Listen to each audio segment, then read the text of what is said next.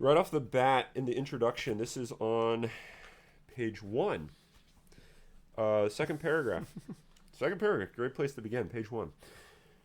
My A objective. great place to begin would be the first paragraph. The first paragraph. I know. But the first, that'd be too standard. Yeah. Too standard. Exactly. My objective in this present lecture is to present for your reflection and criticism. It's interesting. He wants a criticism too, so that's just sort of shows you his character.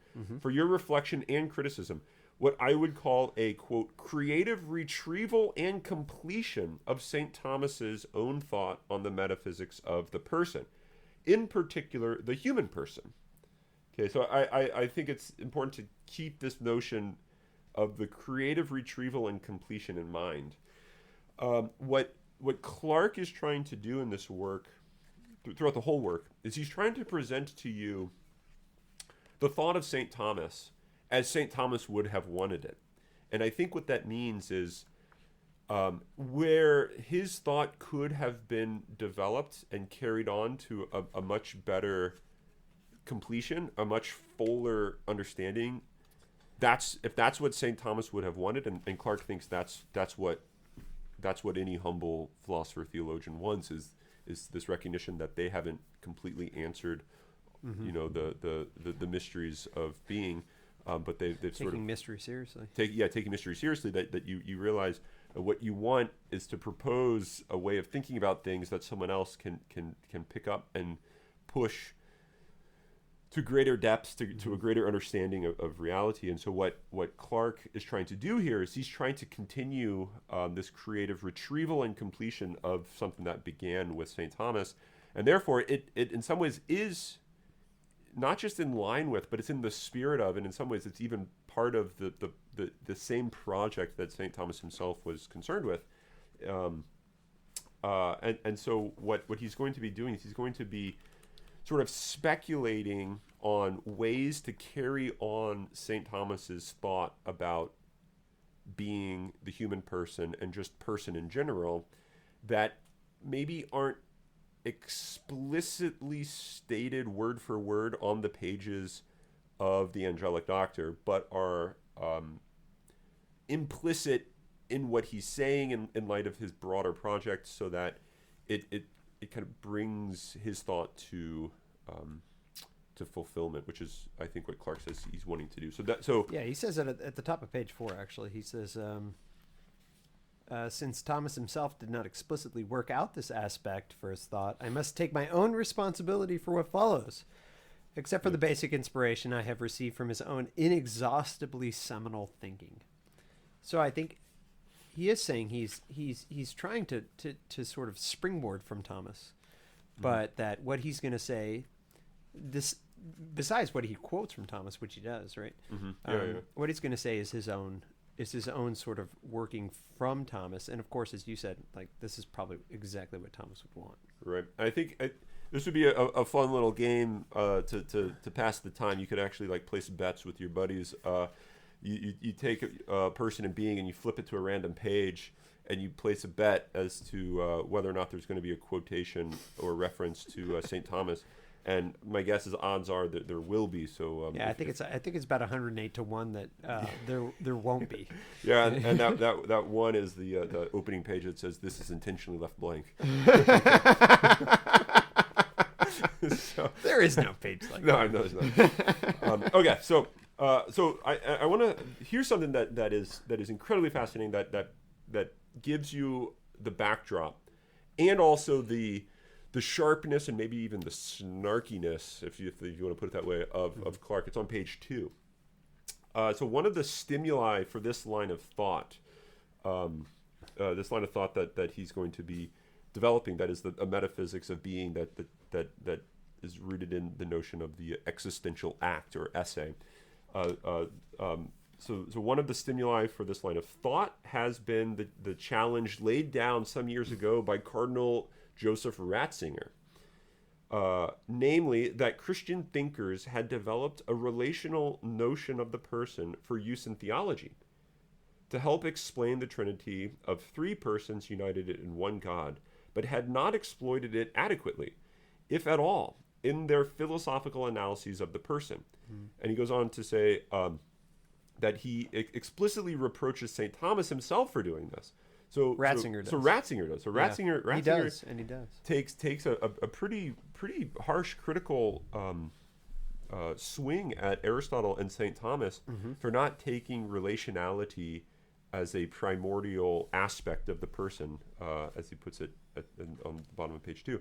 So I want to read this quote, even though you all have this either in your hand or on your computer screen. It's well worth quoting this passage on the bottom of 2. You should note also that this Ratzinger's thought on this, not necessarily this exact quote, but as he puts in the footnote footnote 2, or I'm sorry, endnote, demonic endnotes. Yeah.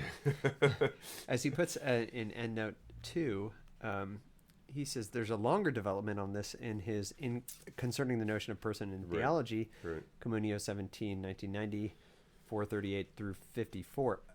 That essay was amazingly influential to both you and I. So Dr. Sienkiewicz and I co-taught a class a couple years ago called Metaphysics in Christ, where we read a bunch of metaphysical work and a bunch of Christological work. And one of the things we read was that essay, thinking, it would just be an interesting thing to read. And it turned out to really be not just thought-changing, but life-changing. It really sort of restructured the way and fundamental to our thought that we think and that we actually live. So it's a short essay. It's a very, very, very less than 15 pages, I think. Yeah. So highly recommend taking a look at that. But this quote, I think, is somewhat of a summary of what he's saying this in that is essay. and he is not at all afraid to hold back any punches. He's laying it all out. No. Okay, so in the relational notion of person developed within the theology of the Trinity lies concealed a revolution in man's view of the world. The undivided sway of thinking in terms of substance is ended. Relation is discovered as an equally valid primordial mode of reality. And it is made apparent how being that truly understands itself grasps at the same time that in its self-being it does not belong to itself, that it only comes to itself by moving away from itself and finding its way back as relatedness to its true primordial state. Whereas someone wise once said, it's only by losing your life that you gain it. That's right. Yeah, and if you try to gain it, you know what happens. Lose. That's right. Yeah, I know what happens. You know what happens. We've all been there, and then we end up in the confession line. And then we do it again. Hence Lent. Right. So then he goes on to say, so you have this notion of substantiality, which is this traditional notion of sort of an independent existence, an existence that is sort of self-contained, self-standing. It is that which sort of is of itself, sort of traditionally it exists per se, it exists through itself. It's this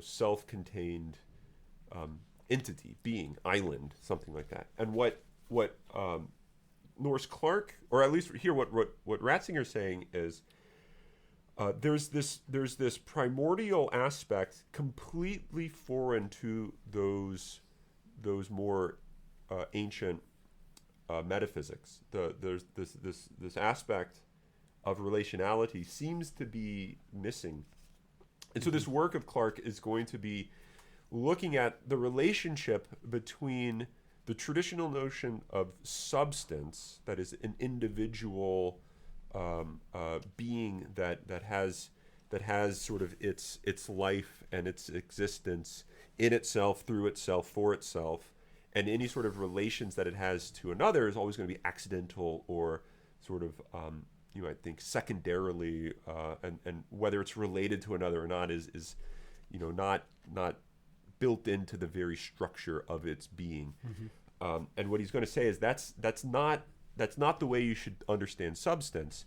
And moreover, he's going to say in more modern times, pushing to Heidegger, to Marcel, he even says says. Marcel, Yeah, yeah. Gabriel Marcel, Shockingly. someone who I'm a great fan of, and he's going to say those sort of more modern existentialists, they hone in on this relationality, but at the expense of losing substantiality, the substantiality of the individual.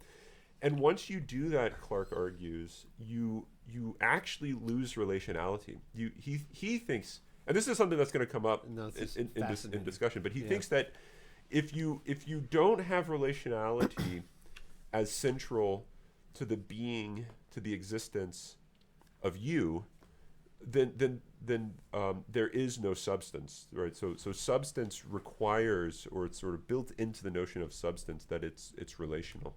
And then he goes on to say, but it likewise is built into the notion of relationality, that it has an intrinsicness, it has an in itselfness, that is, it has a itselfness, substantiality. That's a good word, I think, in itselfness. Yeah, and so he thinks that these are things that aspects, call it, that go hand in hand when you're thinking about what it means to be. He's going to play on this dyadic notion, this dyadic perspective of being. It is in itself and for another, and he's going to say that you can never be in itself. You can never be for yourself or in yourself unless you're for another, and you can never be for another unless you have an aspect of being in yourself. So this is this. And so it seems that the former that you talked about was the ancient. Yeah, the in itself. Yeah, and the latter is the modern. The modern. But I think he's specifically thinking the modern that has reacted to the notion of substance, of modernity, perhaps. Yeah. And they've kind of gone a little too far. Right. And so he's trying to do a corrective move here to retain substantiality, but to find room to accommodate within substantiality. It's not an add-on to substantiality, but he's trying to say what it is to be in itself is to be for another. Right. And what he does, interestingly, is he says, I know this is supposed to be a work of philosophy, and it is a work of philosophy, but we get a good insight into what it is to be in itself for another. That possibility sort of opens up for human rationality in light of revelation. And so I think he says, when you think about the being itself, when you think about God, subsistent being, you realize that subsistent being is perfect substance, but at the same time, it's only perfect substance in relationality. It is relational, right? And so he says the relation of the Father to the Son and the Spirit are it's essentially relational, but that is not at the expense of real distinction between the Father, the Son, and the Spirit. And so perfect distinction of persons comes about through relationality. So sort of the perfect in itselfness of the Father, Son, and Spirit comes about through their perfect for anotherness. Yeah, he says on page 15, to jump into the text here, the second act of being, or of expressing oneself, or of self-saying, as Balthazar would say. The second act is the very goal and fulfillment in being of the first act. Its ultimate raison d'être. It's the purpose of being at all is that you communicate yourself to another. Right. So it's not that it's accidental. He specifically says it's not accidental or less important. Right above that section, this is the top of 15.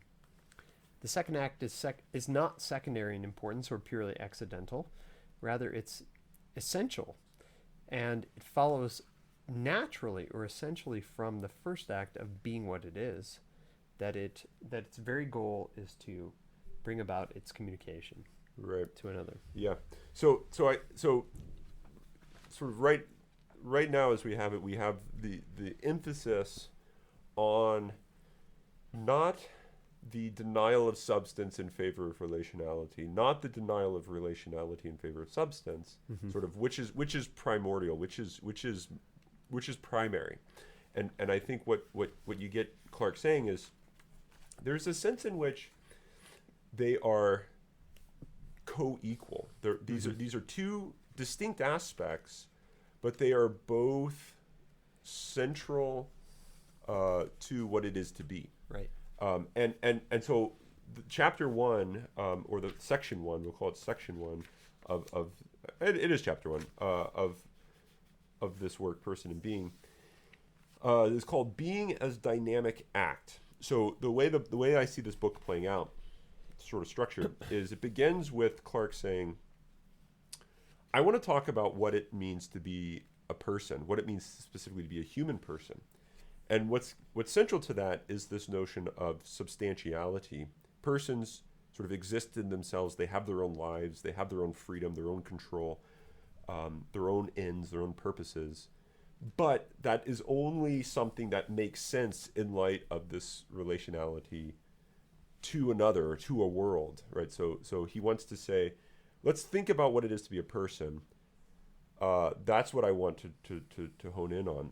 But in order to do that, he needs to give a little tour, so to speak, of what it means to be. Because one of the famous lines, one of the famous passages, I think it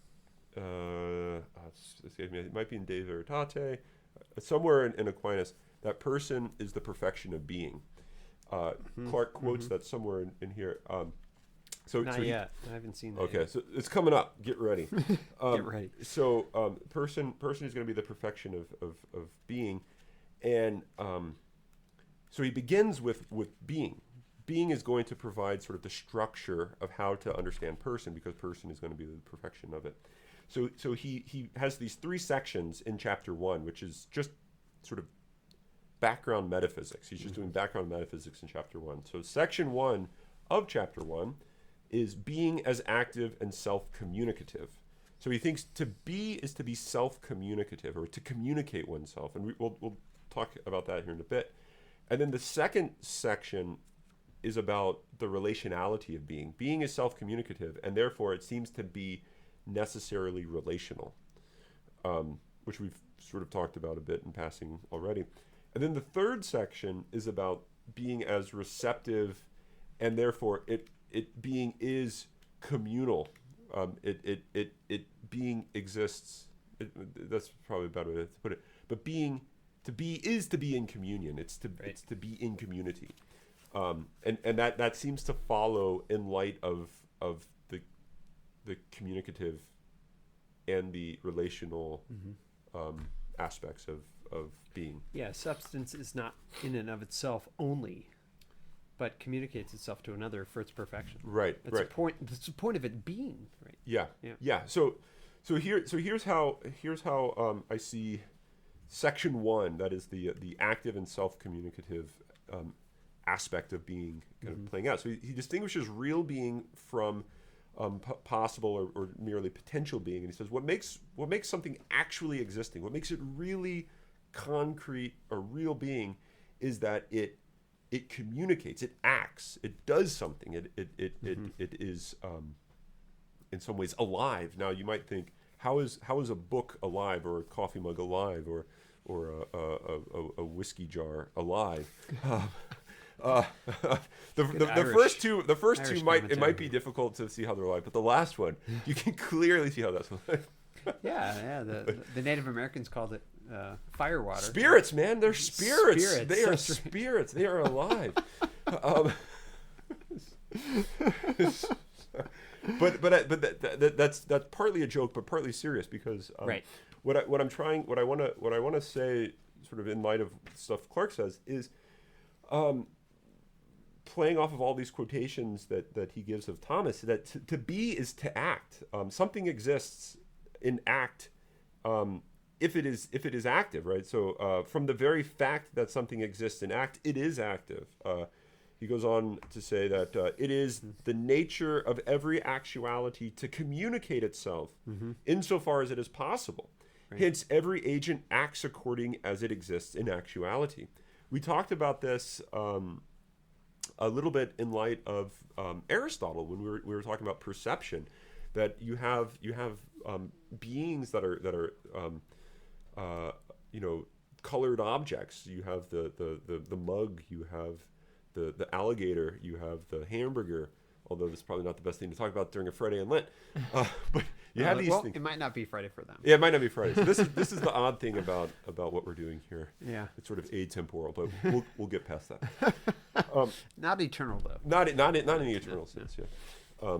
So you have these things that exist, and in some ways, what they're existing as colored objects is for being seen. So they're kind of there, not consciously, but you might say metaphysically, existentially, saying, look at me, right? So that they're trying to show themselves. To be colored is to try to show yourself to something that has the capacity but to it's see not page 8, Gilson's quote is, I think, really important.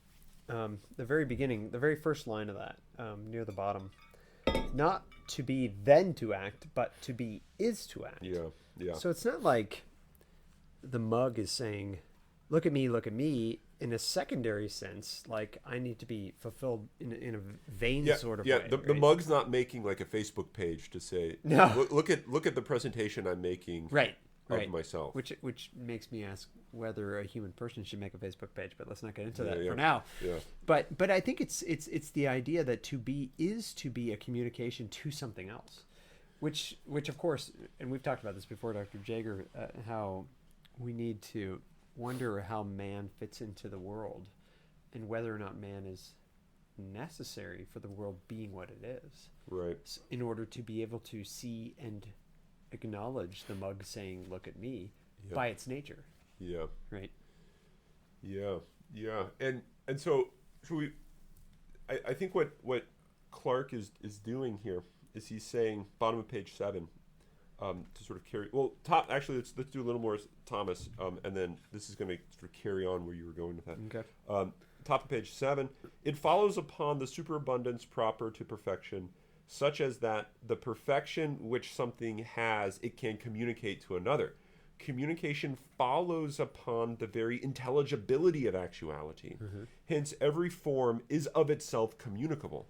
So what? And remember, so here, form is actuality, right? Form is an actual way of being, right? So, a sort of we'll just leave it as an act.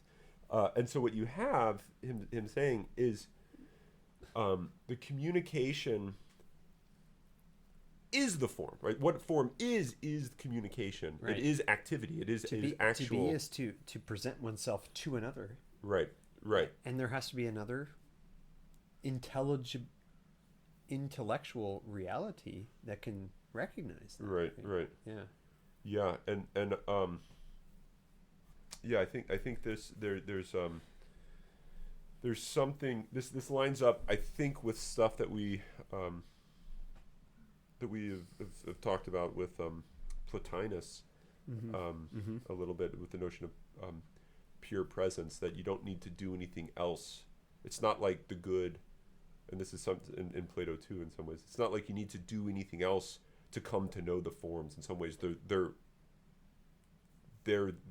already there, and so in some ways, you don't need to do anything else to communicate yourself. You're existing. You are communicating yourself. You are the communication of being. And which requires another, right? I mean, it's not just I'm communicating myself to the void. Right.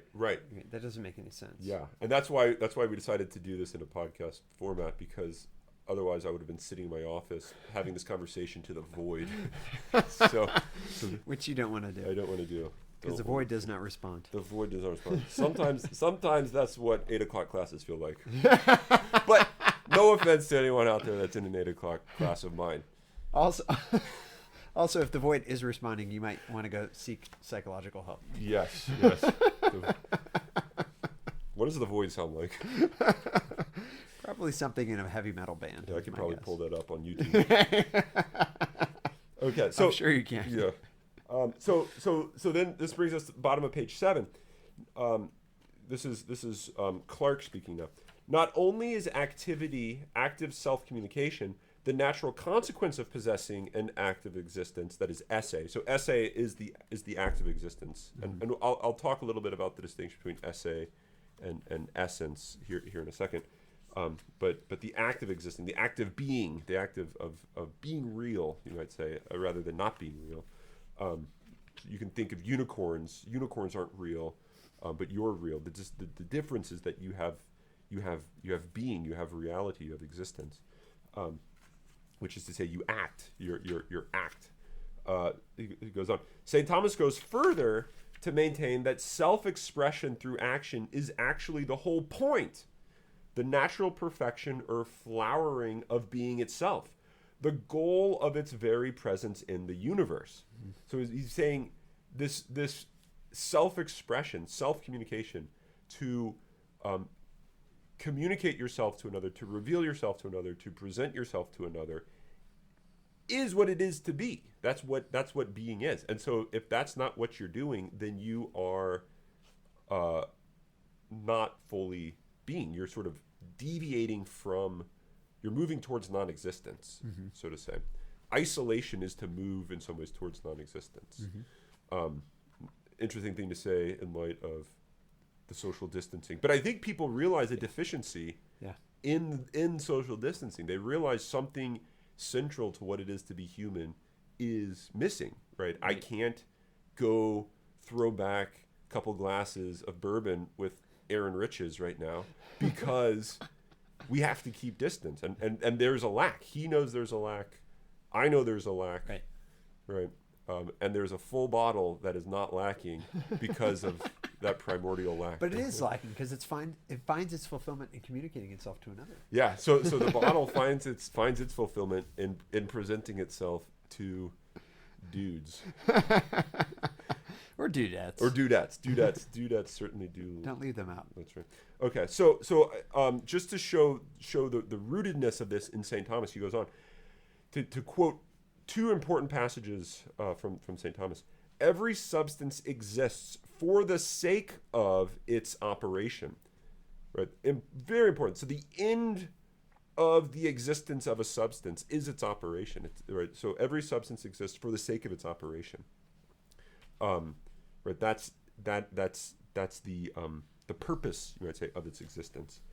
And second, each and everything shows forth that it exists for the sake of its operation. Indeed, operation is the ultimate perfection of each thing.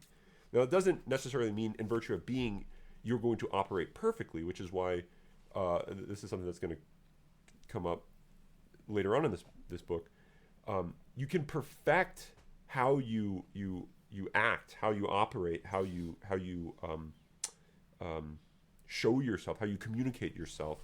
And thereby you can perfect your being. Your being is perfected in virtue of your self-communication, in virtue of your relationality to another. But here's a question I have. Yeah. I don't want... It seems to me that, and Clark doesn't seem to take it this way either, that operation there doesn't mean activity for activity's sake, as if you're just like working or doing something. Yeah. But that you're doing something in the world in a way that you're expressing yourself to another. Right. So it's not just like, I mean, I get worried about our own understanding of activity and thinking that if we're not active, then we're not doing anything and that we're worthless. And so I'm concerned that instead of thinking about operation as mere activity, that we think of it as activity toward another, for the sake of the other knowing ourselves, right, and for the sake of the other being perfected themselves by knowing ourselves. So it's not just action for action's sake, but it's action for the other. Right. Yeah. And I think Clark would be perfectly happy with this interpretation. Yeah, and I think it's ambiguous. So it's generic right here. What is the operation? Yeah. And I think it's built into, and this comes up. I think this is what part 3 of chapter 1's about. Part 3 is about, well, maybe even part 2. We've kind of talked about part 2, relationality. So that what it is to communicate yourself to another. Right. This bottom of 15. Well, this is great. Oh man. Bottom of page 15. And the ultimate reason why all lower beings manifest this relationality as well as substantiality is that they are all in some way images of God, their ultimate source, the supreme synthesis of both. And here it is. All being, therefore, is by its very nature as being dyadic, with an introverted or in itself dimension as substance, and extroverted or towards others dimension as related through action. And he goes on to talk about how what you have is, in virtue of relationality, there's always there's always there's always relata, right? So you have you have a communicating of oneself, and communication, and we talked about this in light of perception. Communication is always for another, so that like you can't have something capable of being seen unless you have something capable of seeing. Right. So you can't like have color without things that can see color. Now it doesn't. And now there's an interesting question. Could it be the case that all things that see color die out, so that all things with eyes no longer are capable of seeing? I think that can happen, but then what that does is that actually then is not just a corruption of those entities that have eyes, but that's actually a corruption of now all these things are not capable of being known for what they are. Right. So I think their perfection is bound up in their communication of themselves to one who can be communicated to. Yeah. So here's how I see Clark thinking of it: is when you think about yourself, you realize this is sort of play this out maybe somewhat naively. You think I exist, and I'm like communicating. I'm revealing myself. I'm sort of speaking my existence to others, and that might be in the activities you do. Maybe it's the games you're playing. All of the activities that you do are ways of sort of revealing who you are, what you do. Sort of your inner life is made visible through your activity. So your very being is made visible through this activity, which is why people can praise you for these things you do. And if there's really a unity between the things you do and you, then praising your activity is praising you. And so I think what he's saying is we realize that, but then we also realize, in virtue of that, it's got to be the case that there's someone to whom you're speaking or to whom you're communicating this. There's got to be someone that is the recipient of your active communication. Yeah. Your it's activity. absurd, right? Or it's absurd, or you're speaking to the void, right? And therefore everything I'm saying is ultimately incoherent because nothing is understanding me. So it's kind of, but by saying, you're talking about being, right? This manifestation of oneself, a metaphorical sort of saying, right? That. Right. But I mean, using an example, suppose you had a language that you knew for a fact, although I think this is probably impossible, but suppose you had a language which you knew for a fact that no one understands, nor could ever come to understand. Impossible for them to understand anything about what you're saying. It would be pointless to use that language to them. That language would become meaningless, right? Yeah. Because it would cease to actually be a language, which is itself I've experienced this. Right? So my daughter made up her own language. Oh no, Genevieve, and she told me what each thing meant. But she had to tell me what she knew. She recognized that she had to tell me what each thing meant, or it wouldn't be a language. And it would be lame for her. Like this would be a really pointless activity to say these sounds that nobody understood. That no one understands. That you intended to mean something. Yeah. That nobody understood. Yeah. Right? I mean, it might be a fun game for a little while, just to try to like annoy people. but it would not actually be a language. Yeah, but she started telling me what sounds meant what, and therefore she recognized language in its nature is communicative. Yeah. To another. So the notion of and this is I see Wittgenstein giving a little like cheer, raising his glass to this one, saying that a private language is not a possibility. Because a private language would be to say a language that doesn't actually relate to another, Yeah. and that's just incoherent. But I think Clark actually makes a really good point when he makes his supposition on page 12 at the bottom, where he talks about he completely equates rationality or linguistics to ontology. Here's Clark at bottom of 12 here. Suppose a being that really exists but does not act in any way, does not manifest itself in any way to other beings.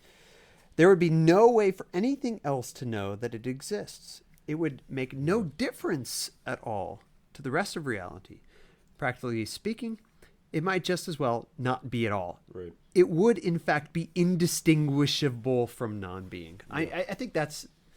Yeah. That last line especially makes me realize that's what non-being is non-communication. Yeah. And so that's his point, right? Is if you don't communicate yourself, then you don't be. Right. Yeah. Exactly. Yeah. And so I think this oh man, there's a lot going on in my head. So when we go on to talk about Nietzsche, I think we're going to see his view of language, what words are. It's not.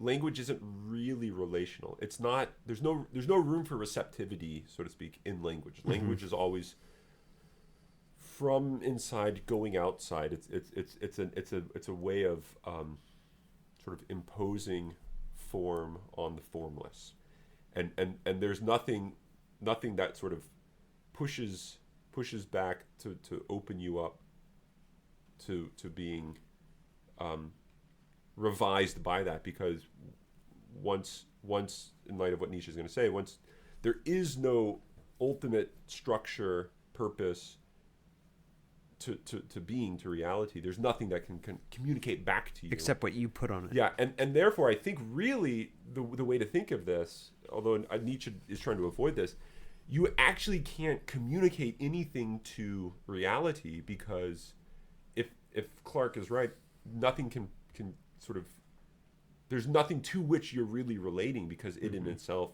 is intrinsically formless, meaningless, void of purpose. It's like prime matter. Yeah, it's like prime matter. You can't actually you can't actually communicate to nothing. You can't impose form on nothing, and therefore language is actually ultimately incoherent for Nietzsche. And this is sort of way off topic, but no, it's not. I mean, look at page 20. He talks about, if self-communication is a fundamental aspect of real being, so too must receptivity, the complementary pole of self-communication. So I don't think it's off topic at all. I think what Clark is going to say is, not only is being communicative, but being can receive communication from other being, and therefore, unlike Nietzsche, perhaps, although I haven't read Nietzsche yet, unlike Nietzsche, he's gonna say, by being act and communicating itself, being is also passivity and receives the act of other being, and this gets into the whole which communion of being, as he talks about in section 3 here, where he says that there's this interconnected communication that takes place, and to the point that, as he puts on top of page 23, that everything becomes integrated into a single all-embracing community of all real being, and that's what I think is meant by the universe, right? Yeah, everything turned towards one. Everything's turned towards a one. But they're turned toward each other in being turned toward the one, and in being turned toward the other, they're able to communicate themselves to the other and to be received by the other, and for you to communicate yourself to the other and be received by the other. Again, this is like the point of what we're doing here, talking to each other right now. Yeah. I mean, I don't want to be turned toward the void. I want to be turned toward another. Right. And because that's the perfection of you and the perfection of me and the perfection of all things in being turned toward the one. Right. Yeah.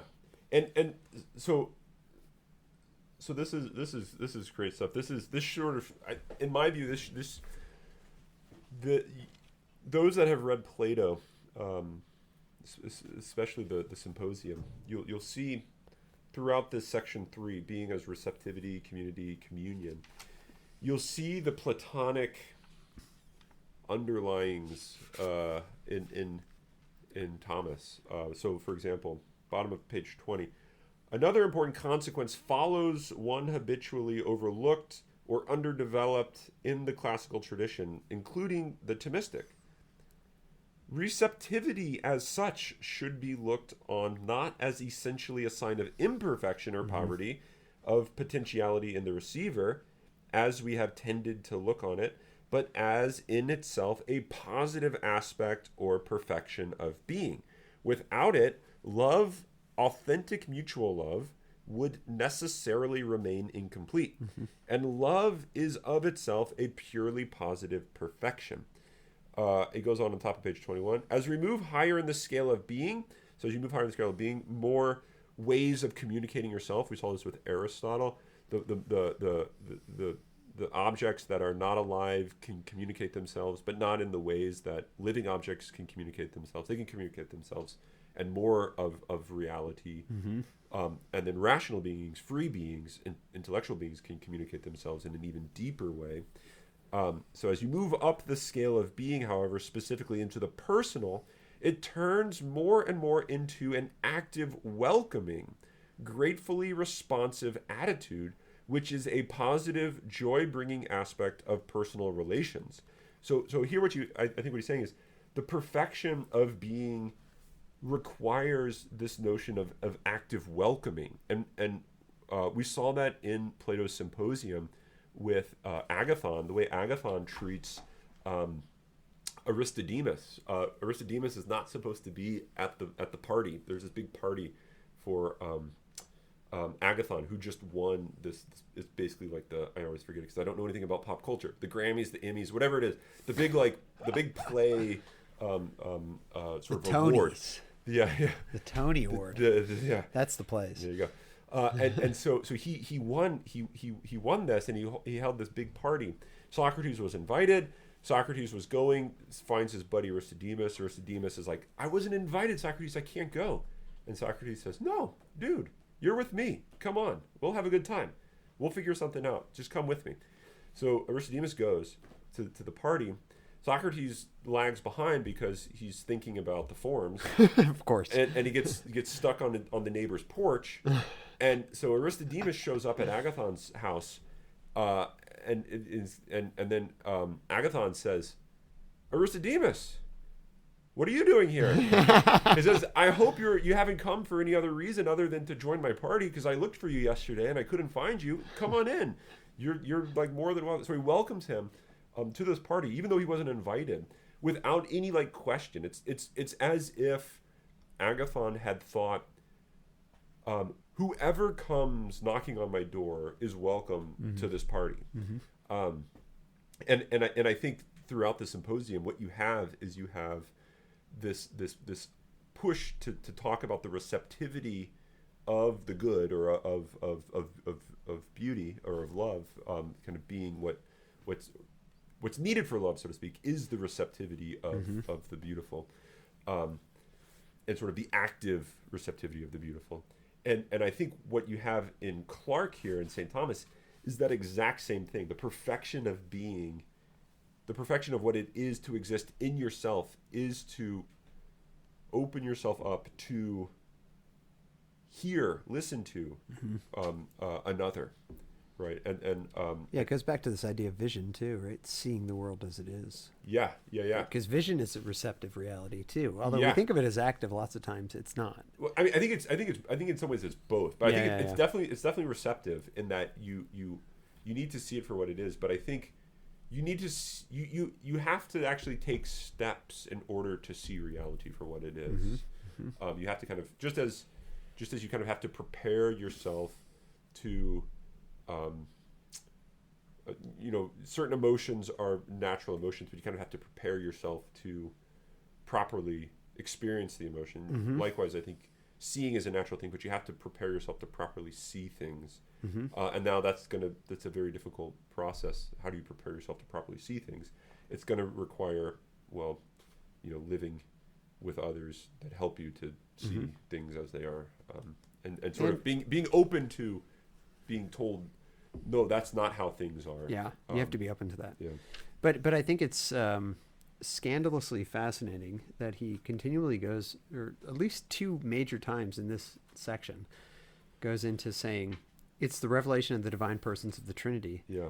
that reveal to us the reality. Because as you were talking about love, and that love needs an active or a real receptivity in order to be love. Yeah. Then if you go back to an ancient Greek understanding of that, the only active receptivity that could be is creatures, and therefore creatures have to be, and therefore the eternity of the world, right? Right. But it seems like what Clarke is trying to say is, guess what?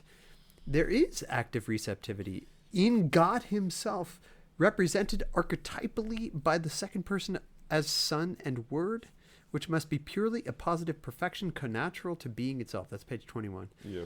So this idea that, going back to the Ratzinger quote, which is so fundamental, I think, for both Clarke and us, their relation is an equally valid primordial mode of reality, is only understood in the revelation of Jesus Christ and the revelation of the Trinitarian persons, the fact that there is one who gives and one who receives and one who comes forth from both, that we can really understand receptivity as a positivity rather than merely poverty. Yeah. Yeah. And I think what you have on the bottom of 21, kind of a little further down where you're reading, you get this passage: the implications for a richer evaluation of the masculine and the feminine dimensions of human personality are challenging and exciting, but we will leave the development to others more competent. So I think he's recognizing that there's this sense that creation has this sort of masculine and feminine aspects, these dimensions. And activity and passivity, or receptivity. Yeah, and I think there's a sense in which, now this can definitely be taken in the wrong way, and I don't mean it to be taken in the wrong way. Most people don't mean what they say to be taken in the wrong way, but I don't want this to be taken in the wrong way as well. That all of creation has a sort of feminine and masculine aspect to it. Right. Masculine in the sense of the sort of traditionally understood as like the activity of another, and feminine in the sense of the receptivity of another. And it's that that sort of, in one individual you have both realities coming to. That's what it is to be. It's to be both active and receptive. That sort of highlights this great scriptural and spiritual truth that man and woman become one. Right. I mean, there's this, and in virtue of this activity and receptivity becoming one, there's a fruit of that. There's something which results from that, which is another. Right.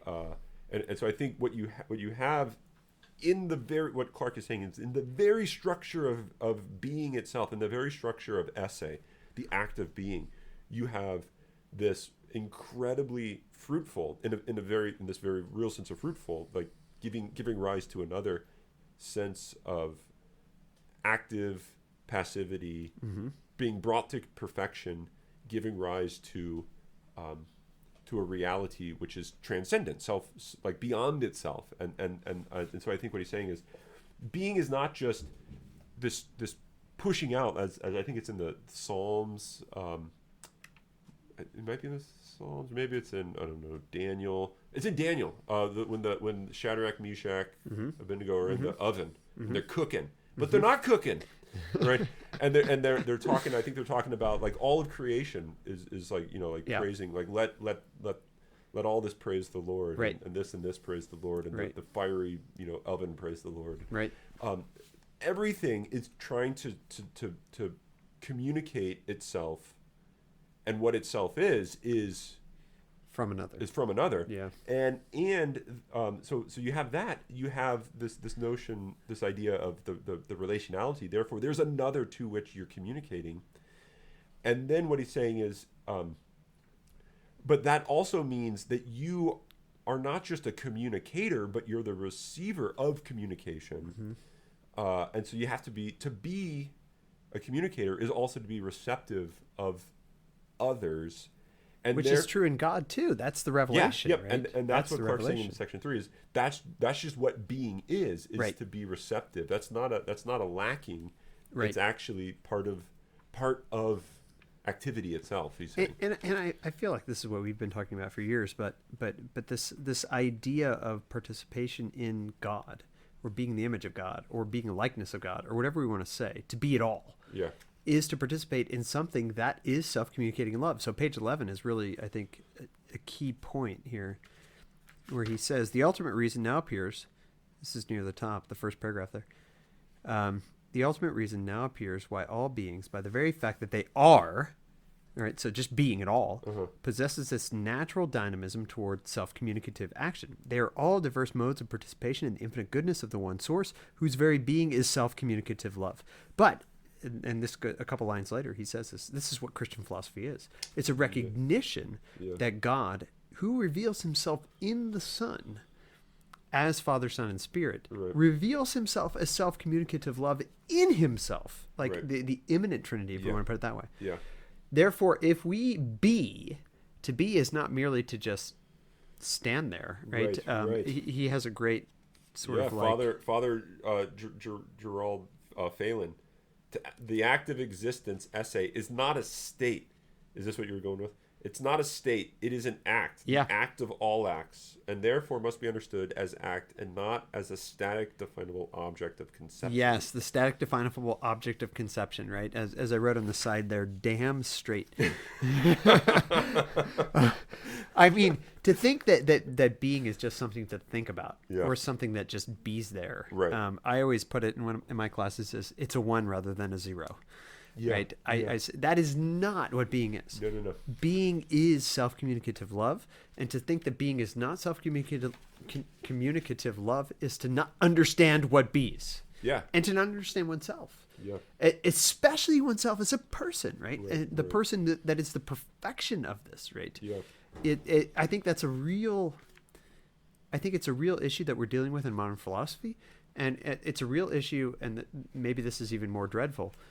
A real issue that we're dealing with in modern common sense, where people just think that there's just stuff and there's this thing, and that thing is not this thing, and therefore, you need to think about that thing separately. Yeah. And once you start separating everything, you start realizing that nothing is what it really is, because if it is self-communicative love, as Christian philosophy demonstrates, then you don't see the world as it is. Yeah. Which is sort of the point of philosophy. Yeah, exactly. Right. And so to bring this to a close, and kind of bring it down to earth. I mean, hopefully, it's the hope is that you're always playing this volleyball game, that you're going up and you're coming down, as Clark puts it, the wings and the scuba diving gear. Yeah, you're always going up to the heights, and then you always are coming back down to the depths. Mm-hmm. And I think to think, oh, this is just like highfalutin metaphysic mumbo jumbo. Uh-huh. It doesn't matter. I think there's a sense in which you don't really understand the concrete unless you can really have a sort of this broad perspective of things. But to bring it to more a concrete closure, he ends with the idea that when you see dynamic being for what it is, when you see dynamic being for self-communicative, when you see it as relational and as receptive, those all three of those are sort of necessary consequences of each other. They all go hand in hand. When you see dynamic being in that way, you have to see it as community. Being is communion, he says at the end of this section. Mm-hmm. And I think to bring this really home, to make this really clear, now is... my parents live in Venice, Florida, and I was talking to them this morning, and they were saying that there are hundreds and hundreds of college students, just like you, just like all of you out there listening, are visiting the beach, and they themselves are saying, I'm willing to take the risk of me getting sick because this is my life, and I'm not going to have my life altered by other people. Right. If I get sick and if I die from this, that's my choosing. And I think my parents, my dad, was sort of pointing out the fact that you have all these people coming down here taking this very selfish attitude. He has asthma, and it's a not a good time for someone with a breathing problem to be going out. And I think what you see is people not appreciating the aspect of the communal aspect of their self. They don't understand that those people that are potentially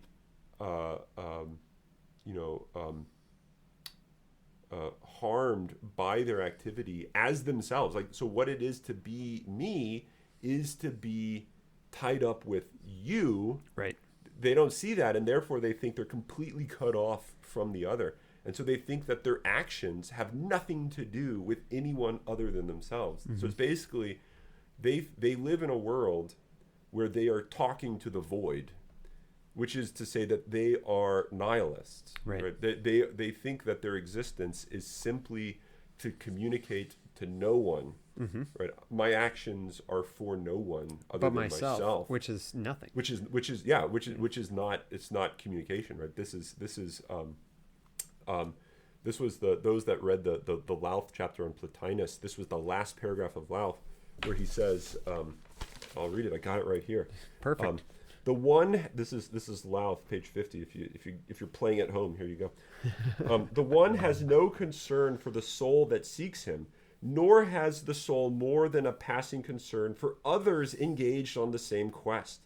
It has no companions.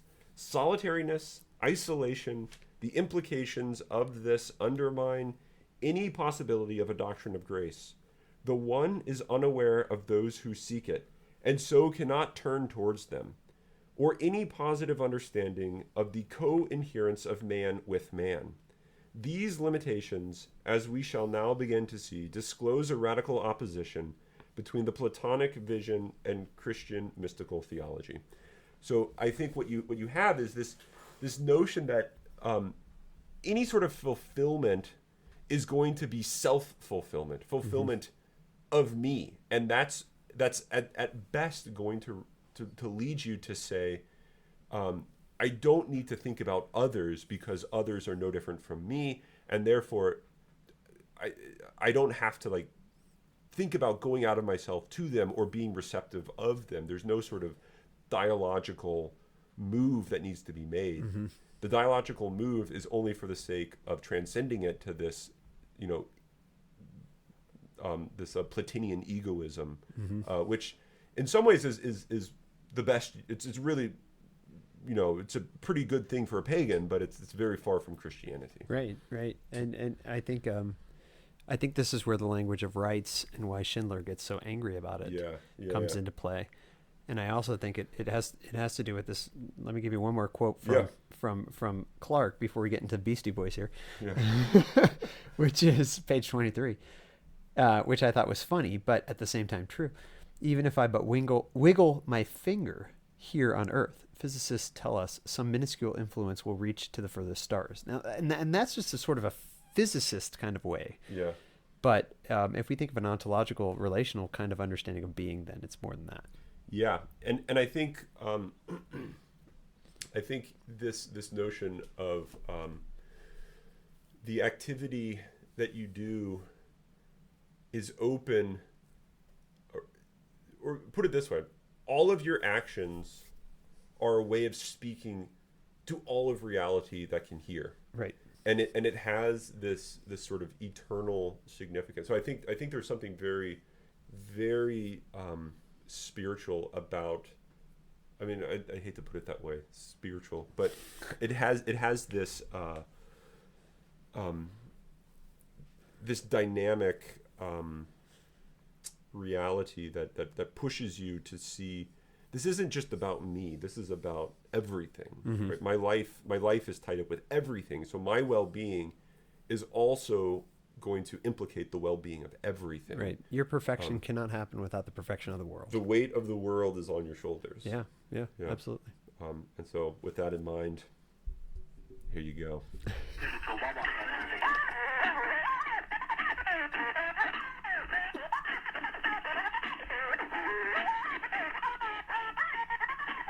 How the tweets crash. Cause nobody can do it like Mix Master can. Come on, I got the D double O,